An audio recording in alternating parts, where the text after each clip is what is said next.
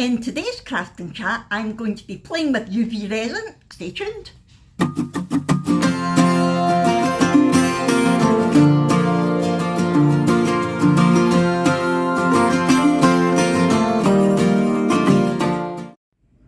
Right, let's show you what I'm going to be using today. I've got two types of UV resin over here. I like to store them upside down, just a little tip, so that you're not squeezing forever to get it out and you get less bubbles. So I've got two types. I've got the high viscosity, which J Diction kindly gifted me a month or so ago, and I've got another 2 bottles of that. And I'm on my last bottle of just the normal J Diction UV resin, which I actually bought myself. So that's the resin I'm going to be using. I've got my nail lamp here, which is a UV light to cure the resin. I've got a little silicone mat that I try to remember to do my resin on, but as you can probably see, I quite often forget. My desk's an absolute state. So that's plugged into my computer, ready to go. I'm not generally a big dangly earring person, so I'm going to use these findings here. So I'm going to put the resin in the bezel and it will sit in my ear like that. This is the mould that I'm going to use for the pendant. I was going to do that one, but actually when I think about it, the earrings are round, so I might do that one instead. I don't mind the pendant being a little bit bigger. Yeah, I might do that. I have got some mica powder here. I believe you can't use alcohol inks with UV resin. I've never tried it, but I'm sure I've heard that. So I'm going to use some of this violet mica powder. I am wearing purple today, so I want something to match. I've also looked out some purpley pink glitter. I don't know whether I'm going to use that or not. We'll wait and see. In here I've got some findings, so I've got some little flowery things, and there's some butterflies in there, so I might use some of them as well. Did I say findings? I've got some inclusions. Oh, it's one of those days. It's early on a Saturday morning, forgive me. Right, I better get started. Oh yeah, wait now, where did my thing go? I've got a little mixing tub here for mixing the mica powder in with the UV glitter, and I have got my torch for getting rid of any bubbles. So let's get on with this. Right, hopefully you can see okay. So, the only thing with these earrings is they won't sit flat. So I'm going to have to try to figure out, I wonder if I could do that.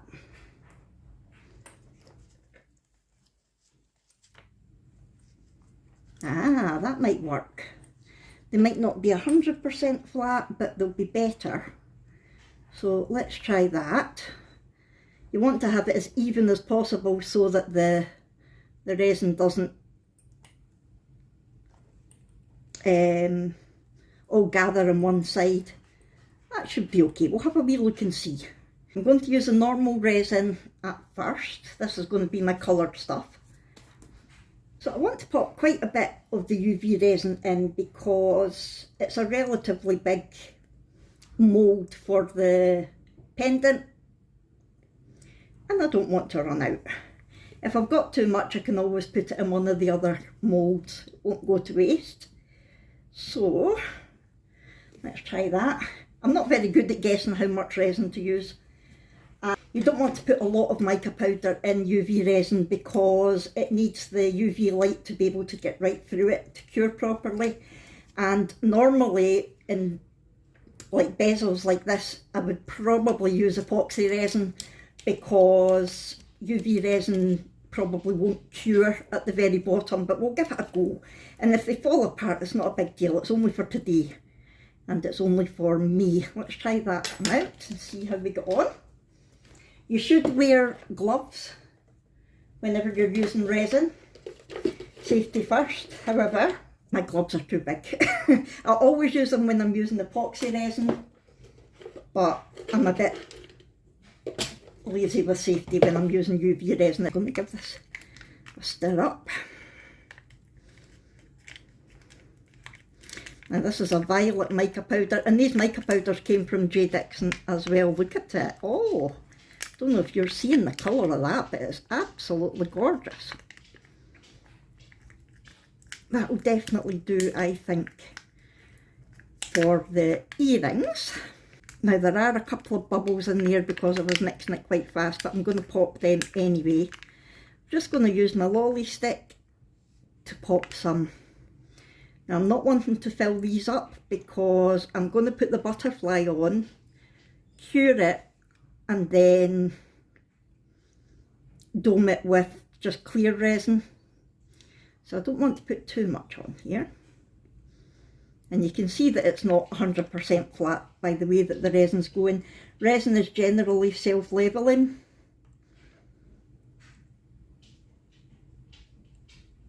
Put a lolly stick under there and see if that helps to level it out a bit. So here I just want a hint of the purple because the butterfly is going to be on it and that's purple. So I don't want too much purple in here, and I'm just going to dome it with clear resin. I'm just using my wee stick to get it into all of the corners. As you can see, there's a few bubbles there. I'll give them a little pop. I have to say as well, if you are new to my channel, I'm new to resin. I've not been doing it for an awful long time. I think I might be needing another retouch in this one because it's just not filling up there. There we go. I love watching the bubbles pop. I don't mind if I don't get all of them just now because I'm going to put the butterfly in before I cure it anyway. Right, so they're looking better. Now I've got my little butterflies here I prepared earlier. Too difficult to pick it up with my tweezers, so I'm going to just get a tiny touch of the resin and pick it up with the dotty tool. And I'm going to pop that kind of in the middle. And if they're not the exact same colour, I don't mind. Whoops, it's not in the middle, Fiona. I don't mind if they're not completely symmetrical. It's quirky. That looks not too bad. Any surface bubbles you can pop with your wee tool first of all. Right, I'm going to try and pop any more bubbles. You should really let it sit for a few minutes to let all the bubbles rise up, but I'm against the clock today.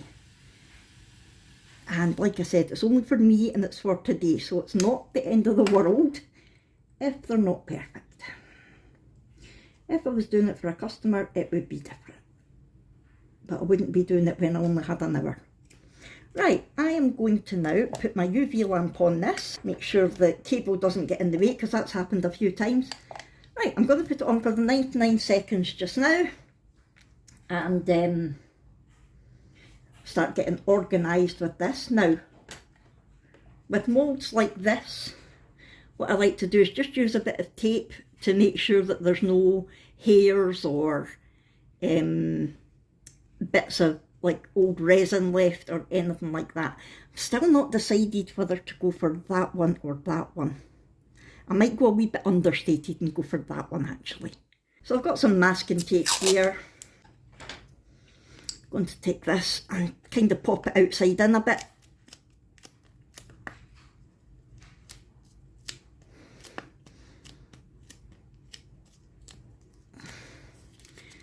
Make sure there's nothing in there that will affect the pendant. Anything that doesn't come off on the tape isn't likely to come off on the pendant, so it should be fine. So that's ready. I'm just waiting for the lamp. Now what I'm going to do, I'm just going to give it the 99 seconds just now, and then I'm going to dome it with the high viscosity resin, and then I'll put it in for a little bit. Probably 2-3 minutes. Right, there we go. Yeah, there's a few bubbles, but never mind. Right, I'm going to use my high viscosity resin now. Like I said, this was gifted to me from J Diction to try it out, and I do like it. It's good for doming. It's not so good for actually casting anything, but it's good for doming. Can you see? Can you see? And it is very, very high viscosity. So pop that on there just now. I might need more.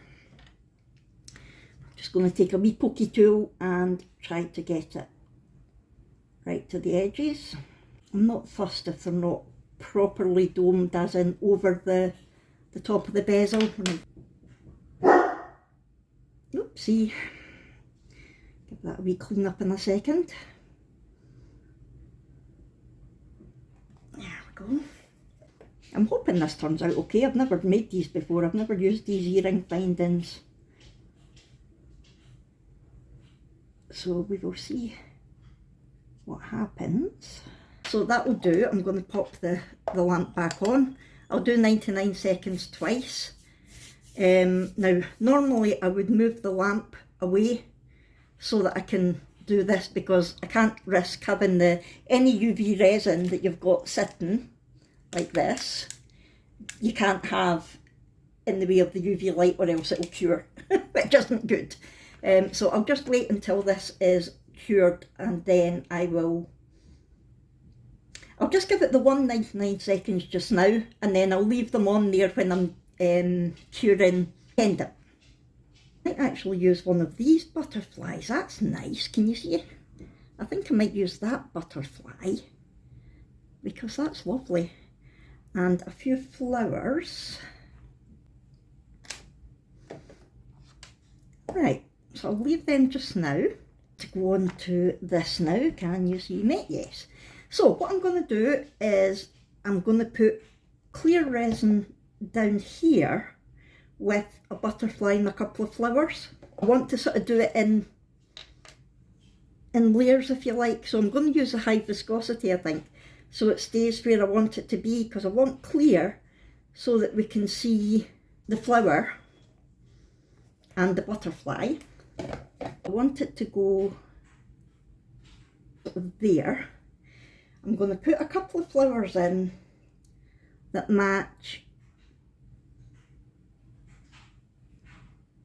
the butterflies and the earrings, since it is a set.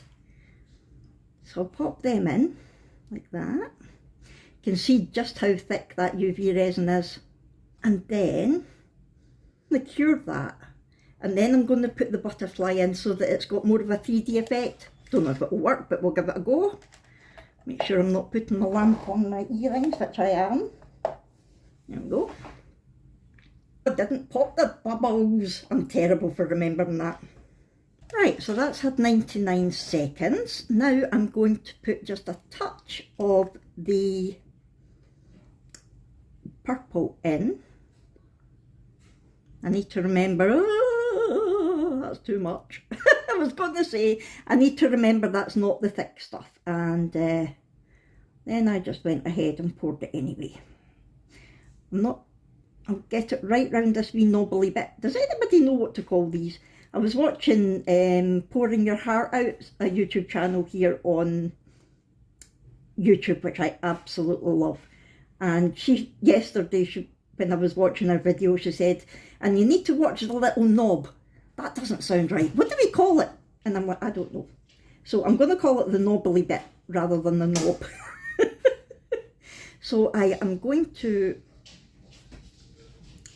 I might actually just put another wee touch on here.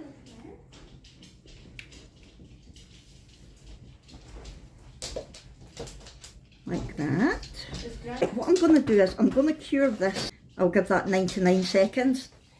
I've not popped the bubbles again. I'm going to quickly take this off and give them a wee pop if I still can. Oh. If you hear chattering in the background, Brooke has joined me, and Adam is here as well. It's Adam and Abby that are taking me out.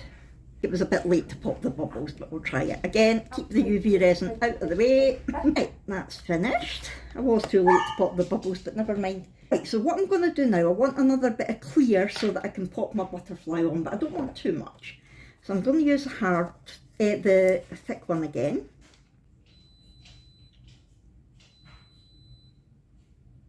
I'm just going to put a wee thin layer of that on to stick the butterfly on.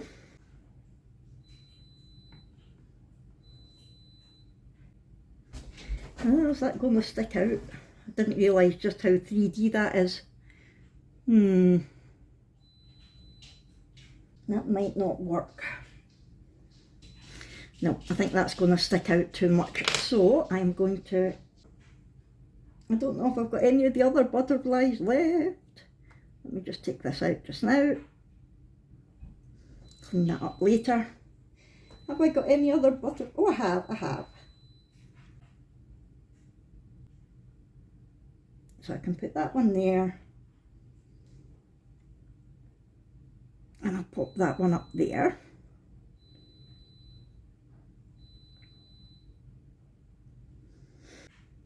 In fact, oh, that was close. What I'm gonna do, I use this old mould for mixing resins as well. I'll try and get a clean bit. Can you see what I'm doing? I'm going to pop some of that on here.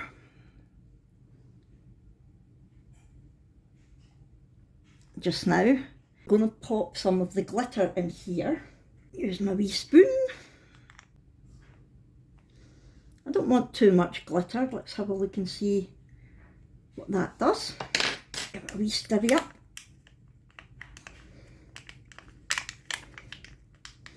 Because the idea is, I want some glittery at the very top, but just normal where the butterflies are.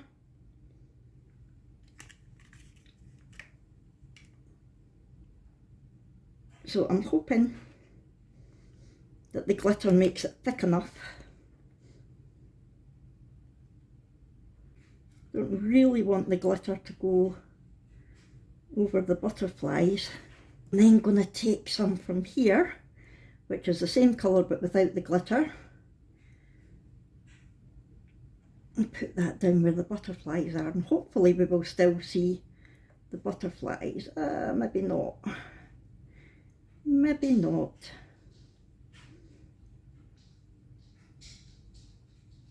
I think the glitter was maybe a mistake. Up there a bit butterfly.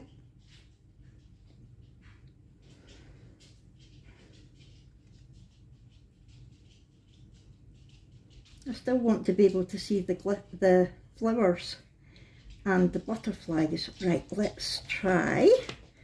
Take a wee wet wipe and just get rid of this bit. Cure this.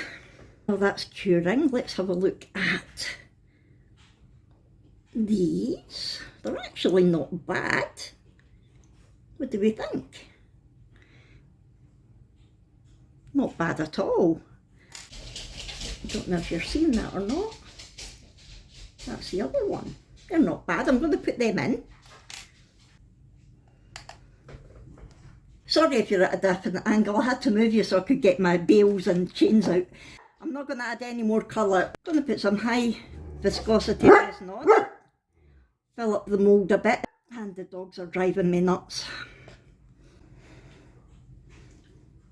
Get it round the knobbly bit. Take the stick out now so it's level. Hasn't turned out as it did in my head. But hey ho, these things happen, especially when you're against the clock. Put another wee bit in. I'll let that settle a wee minute, and then I will, the resin that I've got left, I'll pop in one of the other moulds. No point wasting it. So this is the glittery one. I'll pop that in a little jigsaw.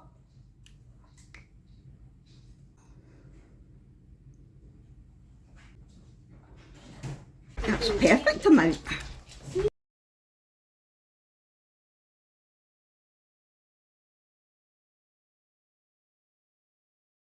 Right, so what I'm going to do, I've run out of time. I've got my earrings in though. I'm going to finish this when I come home later. I am going to just quickly pop bubbles and cure. I'm going to pop that on to cure. I will finish these off later, but in the meantime, so there's the earrings. I think they're nice, and I will show you the rest when they are finished. Right, I am back. It is now the next day, because I wasn't able to come back into my room last night. That's one of the good things about UV resin over epoxy resin is. If you have to leave and then go back to it, it's fairly easy to do. Let's have a look. I'm going to leave that in there because that was just the very end of the resin. I'll leave that, and any other spare resin I've got, I'll just keep adding it in. Let's demold this and see how it is looking. I forgot actually to turn it over. I forgot I hadn't turned it over. When you're dealing with UV resin, ideally you want to use a clear mould and you want to turn it over and shine the light on the underside of it for a wee while, because the UV light has to get to all areas for it to cure properly. So when I took that out there, I realised I hadn't, because the bottom of it was still sticky. So I'm going to pop it back under the light for a wee while, and the jigsaw piece that I did yesterday with the spare resin is still in there. I'll do the same with that. The thing is, if you do take it out and it's sticky, you can get fingerprints in it, which I think I've done, but it's okay, it's only for me anyway. But that's something to bear in mind with UV resin. I've had that under for a couple of minutes, curing. Let's have a look. So that is the back side of it. Yeah, I've got a wee fingerprint in there. So that is what it looks like. It is not exactly how I wanted it to turn out. You can't really see the butterflies and the flowers, but I think it's okay. I quite like the subtle look. So I will carry on with that. I'll show you what I'm going to do with that in a second. Let's have a little look at the jigsaw piece that wasn't actually part of it, but it was just to use up the resin. There we go. Can you see it? And there's the other side. That's quite nice as well, actually. It's quite pretty. So I'm going to dome these now. I'm going to dome both sides of this, I think. I'm going to make sure that the hole is still okay though, because I can feel like there's a little bit of resin went over the hole, over the wee, what did I call it? The knobbly bit, or the dangly bit. What I'm going to do, I've got this is my pokey tool from my Cricut. I'm just going to pop my, it's fine. It's still there. I'm going to pop it. Oh, I forgot about that bit of resin. I've not cured that yet. That will cure when you've got wee bits of resin like that. To clean it up, just put it under the lamp to cure it, and then it'll peel away. I always keep those little bits actually, because they're quite handy for some things. So I'm going to leave that like that to dome it, so if any resin drips off the edges a little bit, it doesn't stick to. Quite often I've had ruined pieces because any resin that's dripped off is clumped on the back and I couldn't get it back off. So if you just pop it on something raised, it gives it the opportunity to fall down completely rather than stick to the bottom. I know what I mean. Hopefully you know what I mean. Right, I'm going to go in with the high viscosity resin again. This is really good for doming. And normally with doming, you pop a bit of resin in the middle and then let it work its way out. I actually like to do it the opposite way. I saw somebody else doing it and I thought that makes more sense to me. So I kind of go around the outside of it and then let it flow into the middle. Either way is fine, it works. Doming, for anyone who doesn't know, is just to give your piece a nice finish, a nice sort of raised dome, if you like. That's where the name comes from. It just looks a lot nicer than being flat. It gives it a nice shine as well. So I am going to just take my little pokey tool and make sure it's all around the edges. And the thing with resin, especially the high viscosity, it doesn't tend to drip off the edge much because it's self-leveling and it uses the surface tension. Unless if your edges are really, really jaggy, it's quite hard to get the, like if they're sharp, it's hard to get the surface tension and it might overflow. So I'm just making sure it's at all the edges. And I like to look at different angles as well, just to see, because usually if you look sort of eye level at it, it's easier to see if you've missed any bits. And again, you need to remember to go around your little hole but not actually fill it. Right, I'm going to put my head down and see if I can see any areas. You can do it in a couple of layers. So because sometimes resin shrinks as it cures. Hello, Clyde.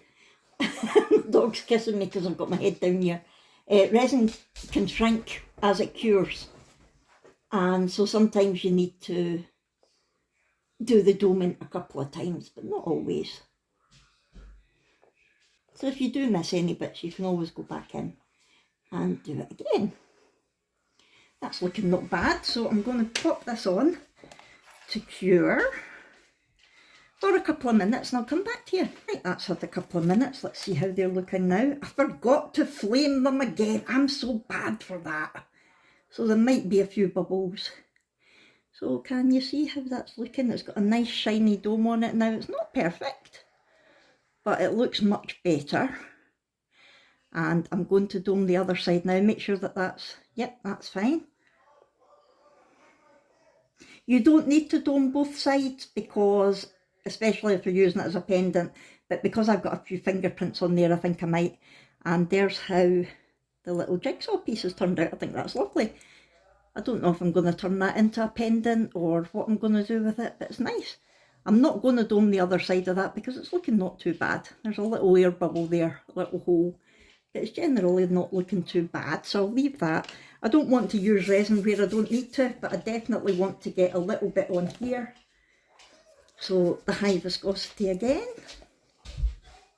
And just a little thin coat will be fine on here. Doesn't need to be a lot. Yes, I should be wearing gloves, remember, safety first. Take a little lolly stick and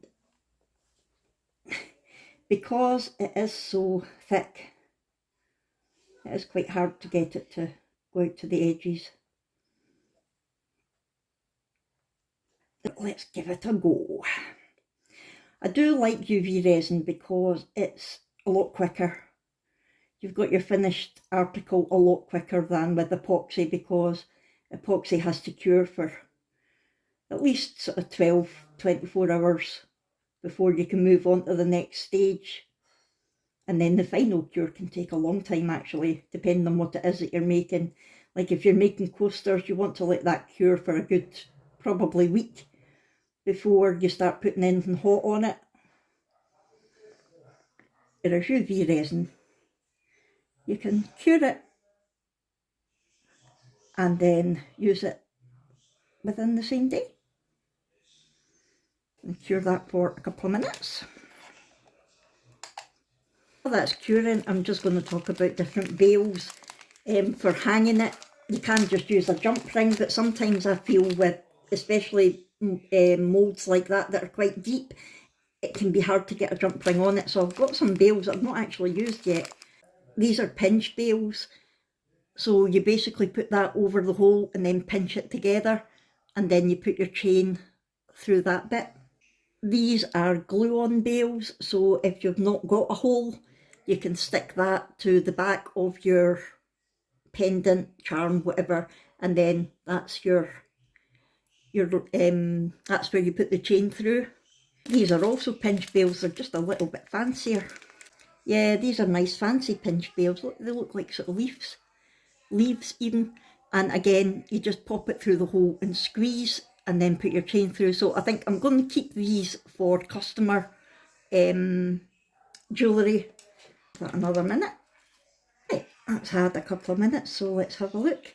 Again, the back isn't perfect. I've missed a couple of bits. Oh, it's still a little bit sticky. I'll put it back in. And then I'll show you. Yeah, there's a couple of wee bits that are missed there, but it's only for me, so I'm not worried about that. What I will show you is this bit here. Because it has pretty much cured, I can just stick my finger through and look. They're really quirky shapes, and that's why I don't throw them away, because there's always something that you can do with stuff like that. So I'm going to turn that over and cure the back of it as well. Whoops. While I pop this back in. I'll have a quick chat about chains as well. You get lots of different kinds of chains. So I've got chains like that, and it's basically just a big roll of chain. There's no findings on the ends of it, so you basically cut it to the length that you want, then put a jump ring and a clasp on. What I've found with that is it's very tiny, so trying to get a jump ring that fits through that fine chain is quite difficult. But I've got that in silver, gold and bronze. I've inherited a lot of chain from different people that are giving up jewellery making. So I've got some other chains that are sort of ready to go. Big rolls of chain, but they're huge. I've got absolutely no idea what I'm going to use this. That's 2 strands. I've got no idea what I'm going to use this chunky chain for, but it might be quite nice for like a male chain. I don't know. I've got that in silver and gold, but my favourite is, I bought these, it was either Amazon or eBay, and they're all in separate little packets ready to go. They've got a jump ring and a clasp on them, and it's so much easier. So I'm going to pretty much use these and just repurchase them when I need them, rather than trying to fiddle about with them. I can still use them in other resin projects, like I can use the chain as detail within the object. Let's have a looky. So there's the back. You can see the flower and the butterflies. You can see where I've got the clear and then the purple. Let's have a look from the front. It's subtle, but it's definitely there. I think I've went too far down with the purple and the glitter, and it's kind of hiding the butterflies a little bit, but it'll do. I'm going to now show you, I'm going to attempt to show you how I put the bail on. I've never tried it. This might still be too thick. Could be doing with a little bit of sand in there, but again, it's only for me. So I'm going to open this a bit so it fits. And again, you don't need to use tools or anything with this, just your fingers is enough. Let's see if it's going to fit. It might not. It might not. Then again, it might. Maybe's aye, maybe's no. That's a Scottish thing, you might not get that. It might go through. I'm going to get my pliers and I'm just going to gently squeeze it to see if it is going to fit. Trying not to touch the actual resin with the pliers because I don't want to damage it. Don't think that's even in the hole. I might need to get bigger bails. I don't know if that's going to fit. See, it's fitting at the back, but not at the front. Should maybe have done it the other way around. Yeah, it's just coming off. So, I could get a jump ring out. Let's see if I can get a big enough jump ring. Here's my little bag of jump rings. And again, I've got different types, but this is a really handy one because you can see all the different sizes. So that one might fit. It might even be too big. Let's have a look. So with jump rings, never pull the split apart. Take your tool on either side of where it's split and twist rather than pulling. Let's see. Yay, it's going to fit. I might have got away with the smaller size. And that way, when you put it together, it stays nice. I probably would have got away with the smaller size. Pop your chain through. Oh, I've made it all fingerprints now. So it hasn't turned out the best, but it's okay. I'll give it a wee polish up. And there you have a lovely pendant that should match the earrings. Let me give this a quick wee polish up. There we go. I mean, obviously I'm wearing a different top from yesterday. This chain would probably be too short for the jumper that I had on yesterday. Anyway, that's the only thing with the pre-made chains, but I think you can buy them in different sizes. And yeah, that's how it's turned out. I think it's lovely. What I did was I just took a little bit of rubbing alcohol and one of these microfiber cloths and just buffed it up a little bit. And there you go. And there's the earrings as well. Like I say, I am no expert. I am still very much a beginner with resin. But I think it's good for you to see that even if you're a beginner, you can still make pieces. It's good to know. So I hope you have enjoyed this. If so, please hit that thumbs up button. Talk to me in the comments below. Have you got any hints and tips for me? I'm always open to hear them. Subscribe if you haven't already, and I'll see you in our next one. Thanks everyone. Bye.